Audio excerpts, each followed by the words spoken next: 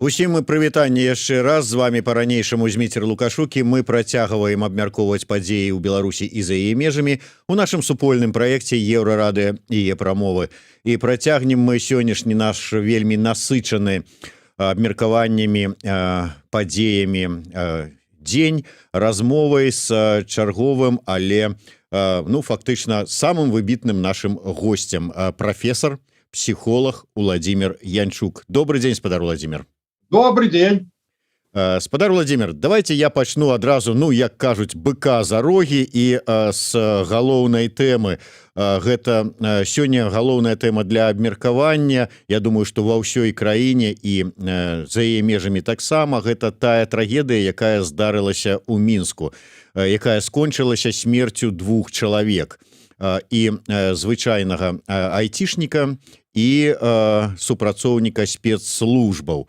Так вось, ваше меркаванне, скажите, а ці варта было чакаць, што некалі вось нешта такого кшталту здарыцца?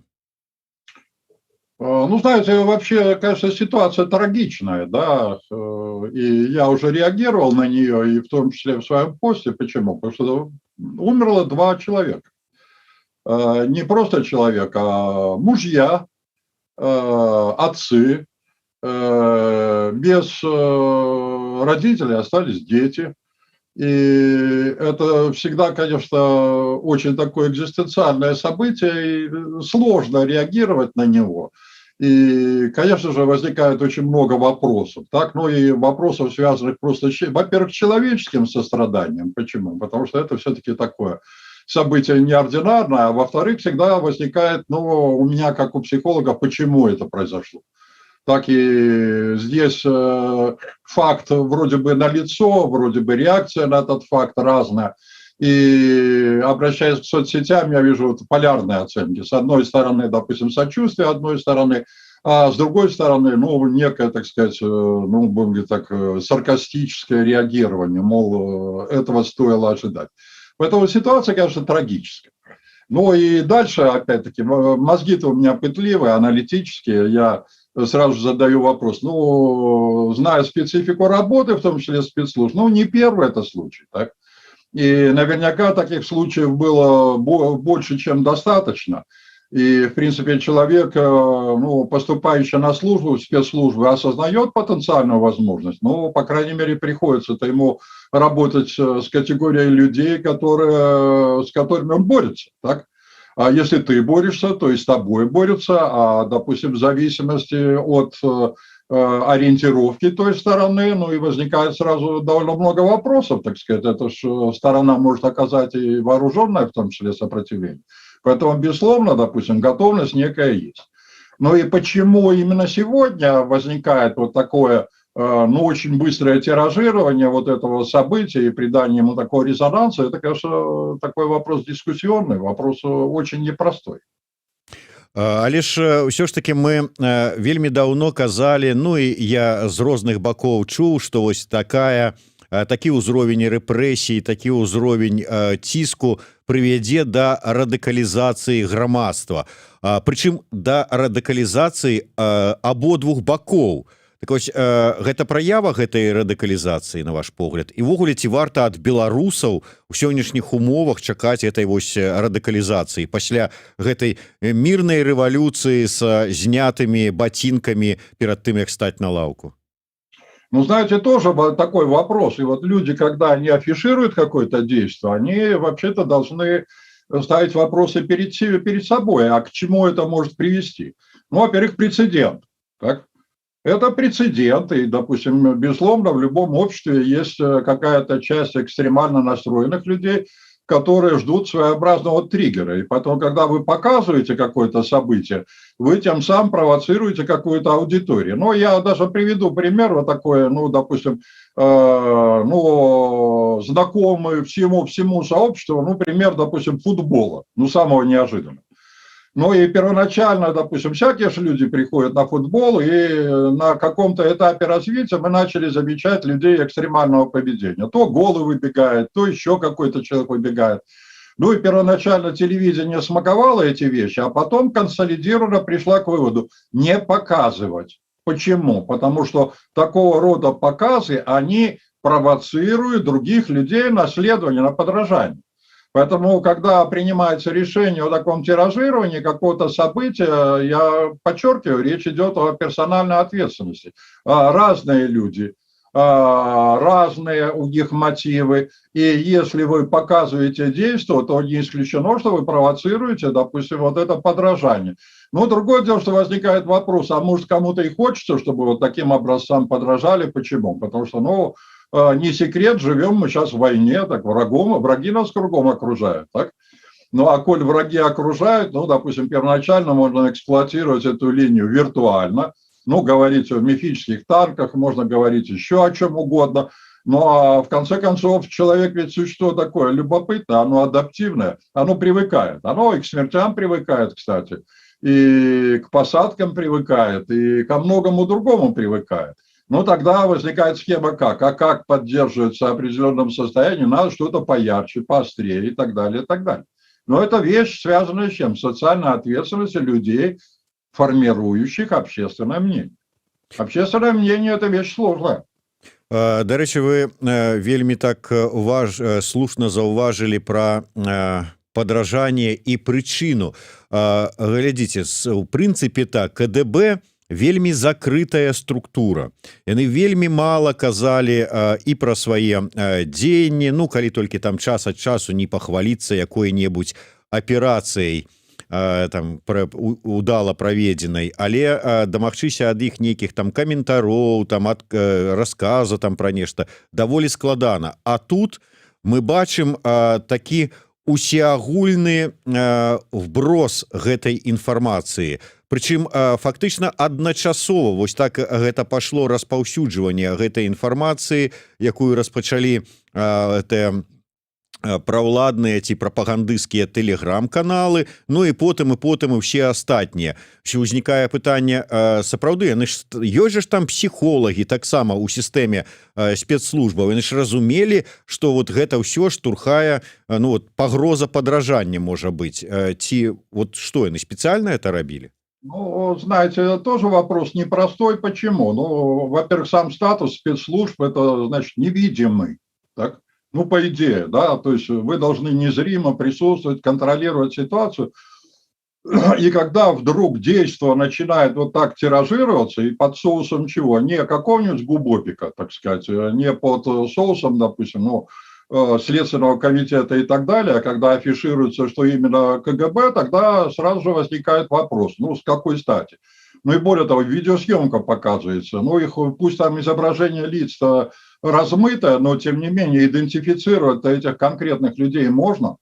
Ну и дальше, опять-таки, вот анализируя ситуацию, ну и я сегодня и давал ряд интервью на этот вопрос и делился своим мнением. Ну, по идее, допустим, кадры показываете, а на кадрах не фиксируется что, а ордер вы предъявили или нет. Ну, а дальше, взламываете вы дверь, так сказать, имея под собой какое-то разрешение или нет. Дальше, допустим, еще что-то вы делаете, имея для этого основания или нет. Ну, я, в частности, приводил пример, допустим, вот того знаменитого, так сказать, французского террориста, которого поймали, ну, точнее, вычислили в Брюсселе и готовы были, так сказать, его арестовать, но не было санкций прокурора. И ему, вот, воспользовавшись этим моментом, удалось сбежать. Я подчеркиваю, допустим, в правовом государстве, ну, должна, по крайней мере, рельефно по средствам массомедийным фиксироваться, что соблюдена буква закона. Тем более, что Следственный комитет, он сразу же отреагировал и сказал, что сотрудник действовал в соответствии с существующими нормативными актами. Ну и так далее, и так далее. Это ведь серьезный вопрос. Ну и второй момент, который связан с чем? Что показывается. Я не могу судить о подоплеке происходившего, но для меня, конечно, произвело такое впечатление абсолютное спокойствие одной из задействованных сторон. Ну, во-первых, съемка велась, то есть сторона была готова. Дальше меня уже совсем поразил факт вот такого абсолютно холодного, строящегося на высочайшем самообладании поведения жены. которая снимала на мобильник события, когда стрельба уже началась. И это хорошо видно вот с той проекции, которая совершалась, ну, точнее, видеосъемки, которая совершалась представителями спецслужб. Так? Появляется женщина, которая снимает на видео происходящее действие, несмотря на то, что уже стрельба идет. Это говорит о чем? О внутренней готовности этой стороны к развитию событий. Это, конечно, меня очень сильно впечатлило. Ну и дальше, опять-таки, когда фиксируется лицо главного действующего лица, абсолютное хладнокровие, абсолютное спокойствие и абсолютная ориентация в происходящем. То есть у него голос не дрогнул. Вы понимаете, что событие такое связанное с чем? Ну, со смертельной угрозой. И человек-обыватель, он вообще реагирует на это как? Он под кровать прячется, он сразу не имеет, он попадает в ситуацию, ну что, полного окаменения. А тут вот такое сознательное, допустим, сознательное владение ситуацией, ну, собственно говоря, речь-то идет о чем? Об осознанном самоубийстве. Ведь они прекрасно понимали последствия, так, вот такого рода поведения. Но другое дело, что разобраться, конечно, в мотивах не так просто для того, чтобы выстраивать какие-то, допустим, рецепты, какие-то основания, необходимо обладать значительно большей фактурой, ну, о которой не исключено, что мы так и не дознаемся. Но в любом случае я говорю, что эта сторона была готова к развитию событий. Ну сапраўды ведаючы што з таго боку сілавікі ты дастаеш зброю, рыхтуешься іх сустракаць зброяй, ты ведаеш, што калі толькі ты нават страляць можаш не страляць, але ўзброя у цябе ў руках і яны могуць просто прымяніць сваю зброю. Фактычна ты рыхтуешься памерці.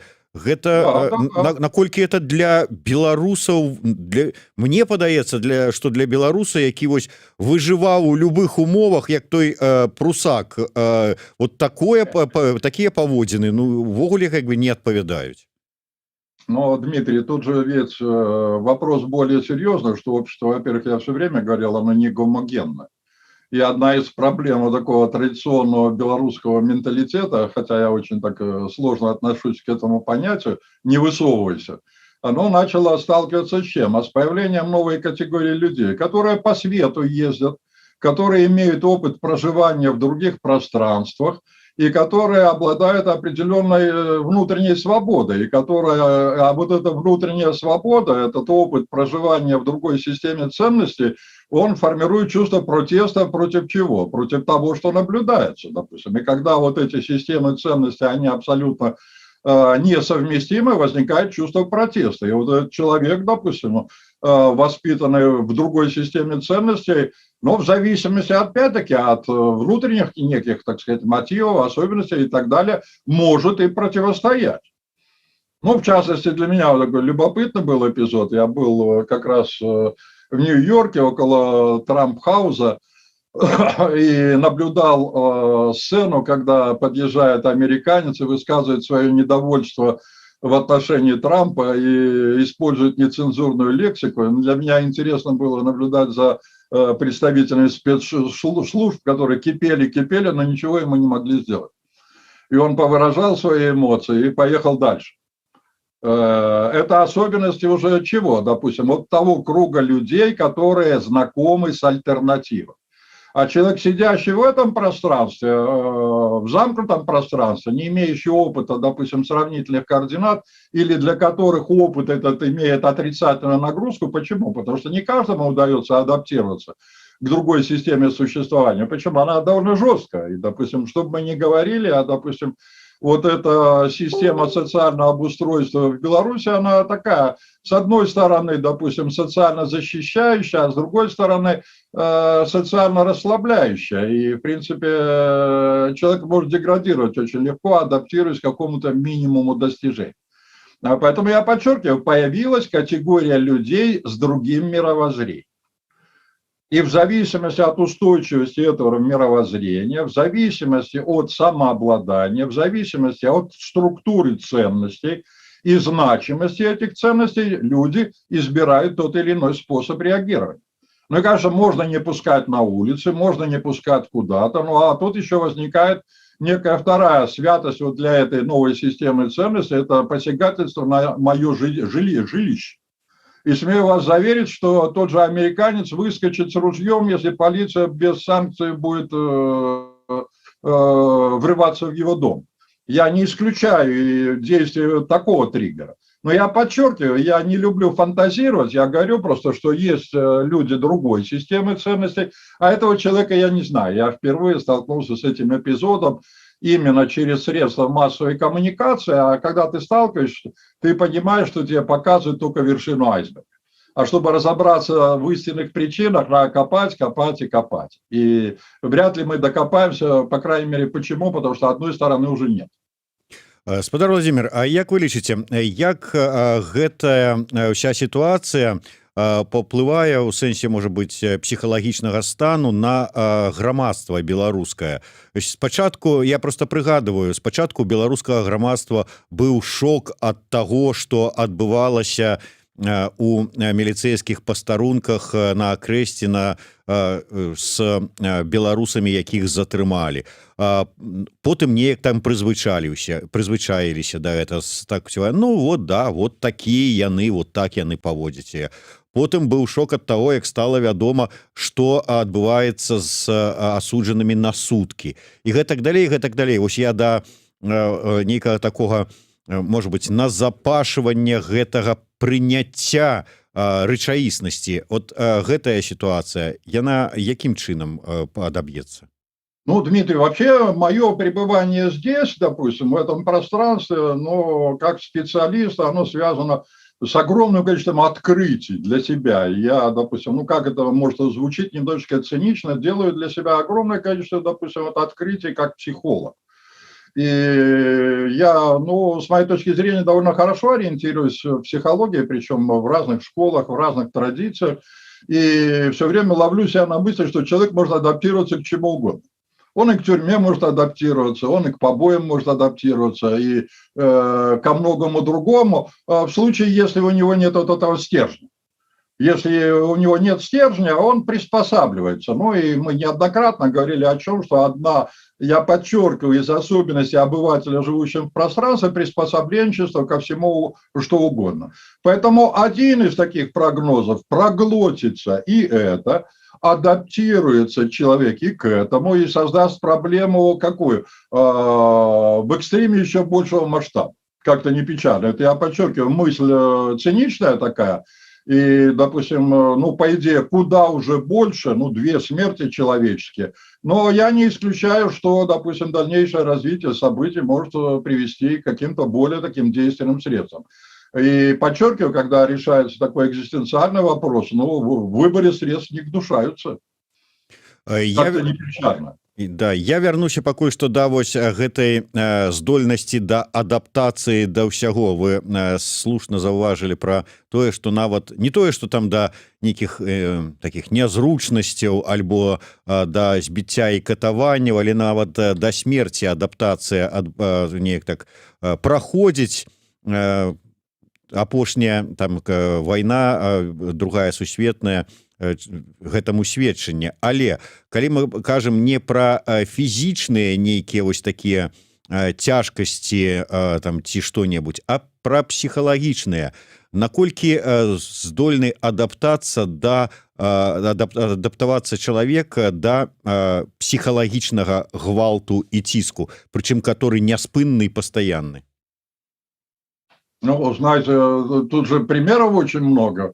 Может адаптироваться. И, кстати, большинство-то адаптируется. Так вот, я приводил довольно много примеров. Ну, допустим, сидит 1000 человек, слушает что-то, что противоречит, ну, по крайней мере, у многих из присутствующих их внутренним ценностям и так далее, и молчит. Так? И более того, допустим, завершилось нечто, аплодисменты и демонстрация лояльности. А вот мы часто говорим, что, допустим, этих много, а этих немного. А на самом деле вопрос не очень простой. И мы сегодня наблюдаем, допустим, вот внутренний ропот вроде есть, а прилюдная демонстрация отсутствует внутреннего ропота, так? И человек смиренно проглатывает это, потому проглатывать он может до бесконечности. Так, и, в принципе, здесь уже вот такая специфика человека, увы.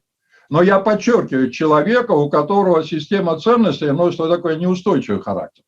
А вот проблема, допустим, у человека с устойчивой системой ценностей, он будет поддерживать ее, так, и он будет демонстрировать эту систему ценностей. Ну и в частности, опять-таки, мне часто говорят, ну ладно, зачем упертость, зачем еще что-то и так далее, и так далее. Я говорю, знаете, вот система ценностей – это ваше будущее. Если человек, вы базирующийся на вот этих гуманных, общечеловеческих ценностях, вообще-то вы заботитесь о чем? О своем будущем. Так, когда вы станете, допустим, немощным, вообще эта система ценностей начнет актуализироваться. А если вы говорите, что система ценностей, она такая вариативная, приспособленческая, вы вообще-то и говорите о своем будущем, и к вам можно так относиться. Поэтому как-то не печально, вот эти примеры, которые мы демонстрируем, вообще касаются лично вас. И так или иначе затронут вас же. И вот эти все, допустим, какие-то искривления и так далее, начнут отражаться на чем? Ну, даже я привожу вот такой экстремальный пример. Если вы нарушаете некие правовые нормы, а вдруг так случится, что вы окажетесь, так? И по отношению к вам будут нарушать правовые нормы, так? И кому от этого будет хуже? Вам в том числе. И поэтому человечество, по крайней мере, разумное, договаривается о чем? О императивности норм. Заботьтесь о своем будущем. А человечество, живущее одним днем, говорит, слюбится, ну, будем в данном случае, стерпится. Не стерпится. Все имеет последствия. И психологические в том числе. Адпаведна, вось адзін з нашых гледачоў задае пытанне, як працяг вот атрымліваецца нашай тэмы, так колькі патрэбна трупаў, каб прабіць гэтых хатаскрайнікаў? Ну, тут сложно говорить. Тут, ну, тем более история-то у нас разная. У нас в истории трупов было много, так? И вообще белорусы одна из самых пострадавших сторон, в том числе и во время войны, так? Трупов было много, и к трупам привыкнуть можно. Поэтому категория сколько трупов сложно. И, допустим, тем более эта категория начинает сразу резонировать с очень таким еще важным моментом. Оказывается, вот это враги, а к врагам можно. А забывается при этом, что это не враги, а вообще точно такие же белорусы. Точно такие же граждане. Так? Но почему-то думающие по-другому. Ну и дальше вот такой императив. А что, если человек думает по-другому, так что, к нему все можно? А тогда возникает вопрос, а на каком основании вы считаете, что вы правее, чем эти люди? Ну и в частности, я сегодня получил такой любопытный коммент, что вот ты видишь, что тебя ждет, так? Вот очень такой простой, с таким намеком, допустим, и прочее, прочее. И эта категория людей, она достаточно распространена, которая она злопыхает, которая свою внутреннюю, так сказать, трусость начинает выражать вот в этом, ну, будем говорить так, желчевании людей, которые не вписываются вот в эти типичные модели поведения. Я прыгадываю, спадар Владимир, наши папярэднія размовы, і фактычна кожная з іх, ну, ці завяршалася, ці цягам яе ўтрымлівалася такая думка, якую вы выказвалі. Трэба умець і трэба, ну, змагчы знайсці ў сабе сілы, каб сказаць не у той сітуацыі, якая вас не задавальняе. Там кіраўніку, які дае вам нейкае заданне, якое у вашыя абавязкі не ўваходзіць, там нейкаму там, ну, умець просто сказаць, вот праявіць свой гонар. У дадзеным выпадку можна казаць, што вось таким вось чынам айцішнік Зельцер, ну, сказаў, не праявіў свой гонар, паслухаўся вашай парады. Ну, такая опасная связь. Так меня можно обозначить в качестве этого триггера, так, что это как в этом известном, так сказать, украинском таком метафорическом выражении. Кто навонял? Невістка. Так ее ж дома нема. А она гусей пасе, спідницей трясе, а оттуда несе. Так, это вот такая очень косвенная такая попытка триггерировать. Безусловно, опять-таки, я даже не уверен, что видел ли этот айтишник мои выступления.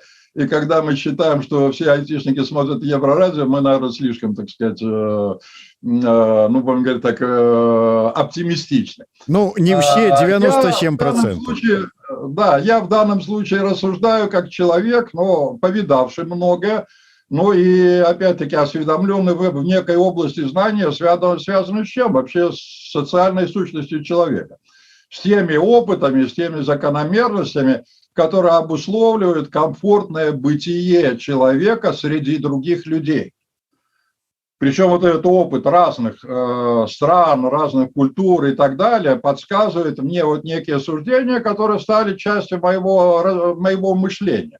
И я понимаю, что это достижение человечества. Разные страны шли по-разному, ну, в том числе к осознанию вот этой демократии, значимости этой демократии. Но раз испытав это осознание, они уже не сворачивают с этого пути по простой причине. Почему? Потому что в этих развитых странах создается свобода для творчества человека, для самовыражения человека, для нахождения оптимальных решений. А это самым непосредственным образом сказывается на чем? На качестве жизни. На качестве жизни этих людей. Они понимают, если человек свободен, если человек может самовыражаться, если человек, опять-таки, может самостоятельно принимать скоординированные решения, то он добьется гораздо большего, чем в случае, если он живет по указке или живет под кнутом. Почему? Потому что, ну, опять-таки, тысячелетняя история говорит о чем? Раб думает о том, как не попасть под кнут, а не как создать чего-то нового. А вот свободный человек творит, так, и свободный человек стартапы делает. Свободный человек стремится в этом пространстве более перемещаться по этому пространству. И мы должны понимать, что, допустим, если нам хочется развиваться, если нам хочется добиваться чего-то, мы должны заботиться о чем? О вот этих свободных людях. Но свободными людьми управлять сложно. Почему? Они вопросы задают, они не соглашаются, их убеждать надо. Ну, допустим, по отношению к людям несвободным, кнутом помахал, опять-таки, создал пару прецедентов, и все, они затихли. Но они же затихли как на кладбище, так и все, а кладбище чем хорошо? Оно вообще стареет и деградирует, так оно не развивается без внешней помощи, так? И точно так же и в болоте не развивается. Поэтому общество, думающее о своей перспективе, вообще вот этих свободных и инакомыслящих людей на руках должно носить. Почему? Потому что они создают вот эти модели. Ну и возвращаясь к этой ситуации, вот мы обсуждаем конкретный случай, а на самом деле это, допустим, ситуация более широкая, она же более системная. И, допустим, я говорю о чем, что, допустим, вот для чего показывают. Ну, опять-таки, в том числе вот данный эпизод используют в качестве сакральной жертвы. Так? Вот они готовы к чему? Вот, к таким экстремальным случаям. Вот они. А еще, тем паче, снабдить это соусом каким? Американец, так? Ну, это ж не кто-то, допустим, а это американец, это вот не наш человек. Ну и дальше конфронтация какая? Сконфронтировать, столкнуть лбами. Или заставить испугать вот эту сторону. Ну, чего вы добьетесь? Вы добьетесь конфронтации. Несмотря на провозглашаемое что? Ну, народное единство. Так народное единство не достигается. Ну да, сапраўды, я ж тут вот маю права, я тут вот такі недатыкальны прыходжу па сваіх справах тут цябе разобраться, ну, а ты вот так вот мяне сустракаешь, ну, як так можна. Мы пакуль што з вами, спадар Владимир, абмяркоўвалі, ну, фактычна, як вся гэтая сітуацыя можа адбіцца на частцы грамадства. Я зараз не хочу казаць там пратэснае, ці змагарская, ці там хатаскрайская, ці яшчэ-небудзь, ну, але найперш тая частка грамадства, у дачыненні да якой ну, гвалт прымяняецца, ці могуць прымяніць. А от як ён адаб'ецца на той частцы грамадства, якая вот, гвалт гэты прымяняе, якая выступае за падтрымку вось такога курсу прымянення гвалта? Ну, как она отразится? Она уже отражается самым непосредственным образом на этой части. Она формирует вот эту категорию конформистов, которые, по идее, допустим, задачей которых является что? Ну, демонстрировать свою лояльность. Так и сокрывать любое проявление инакомыслия. Ну, как-то не печально, допустим, и мы же видим на всех процессах, но эти конформисты, они не способны к творчеству, они не способны к достижению. Они все равно, опять-таки, ждут указаний, они все равно ждут, допустим, они ведь пальцем не пошевелят, если указаний не будет. Почему? Они не способны брать ответственность на себя. А человек, не берущий на себя ответственность, он не способен к созиданию, он способен к исполнению. Вот будет указание сверху, будет, ну, допустим, будет указание возложить венки, будет указание, не будет указания, никто пальцем не пошевелит. Будет еще какое-то указание, будет совершено, не будет указания, опять-таки не будет совершено. Это вот категория людей, так? И эта категория людей начинает все-таки уменьшаться. И чтобы мы не говорили, подавляющее большинство людей, я смею, допустим, выражать это, я согласен целиком вот с предшественником Коршуновым, который дал, с моей точки зрения, социолог Коршунов, который дал очень хороший анализ, допустим, происходящих процессов, что подавляющее большинство, ну, допустим, оно внутренне протестует, так? Ну, смиряется и так далее, но ждет перемен, ждет изменений. Яшчэ один момант, вся гэтая сітуацыя з, ну я не ведаю, як тут адны называюць вот рэвалюцыяй, другія просто жаданне пераменаў, але як бы то ни было, усе гэтыя падзеі прынеслі, як гэта не цынічна гучыць, але герояў, новых герояў у беларускую рэчаіснасць. Ну вот для тых прыхільнікаў пераменаў, да прыкладу, тут можна назваць там Романа Бондаренко і астатніх ахвяраў вось гэтага супрацьстаяння. Такая, ну фактычна вот пантэон новых герояў ці герояў новай Беларусі. І тут загінуў чалавек з таго боку. Як думаеце, ці паспрабуюць яго зрабіць героя, ці атрымаецца ў іх стварыць пантэон свой? Ну, такой вопрос непростой. Ну, я подчеркиваю, во-первых, ну, еще свежие впечатления. И, как говорится, не совсем корректно обсуждать этот конкретный случай. Как говорится, корректнее выразить соболезнования близким погибших людей. Допустим, пантеона героев не получится по простой причине, допустим, потому что здесь пантеон тоже по указке. Так? Ну, вот сегодня я даже наблюдал вот такую сцену возложения цветов, которая была показана, ну, в том числе по Белте, но по сравнению с тем же Бондаренко вообще цветов не очень много. Так?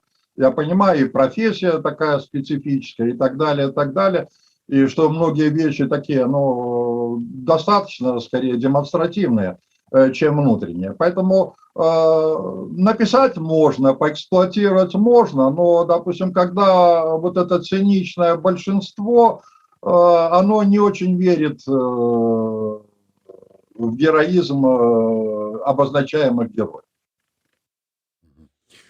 Ну і на заканчэнне, мы не один раз гаварылі пра тое, як нам у будучым давядзецца, ну неяк там грамадства наша падзеленае спрабаваць аб'яднаць, вырашыць вось усе гэтыя праблемы, якія накапіліся, назапасіліся за апошні час. Але з кожным днём вот гэты падзел павялічваецца і ўсё больш нейкіх такіх фактаў, аргументаў, подстав для памяти «не забудем, не простим», кшталту такого ці помсты назапашваецца. Вам не падаецца, что вот мы все больш набліжаемся до той мяжы, пасля якой вот нейкае паразуменне, кансалідацыя, магчымасць знайсці адзіную мову, аб'яднаць нацыю, яно стане немагчымым?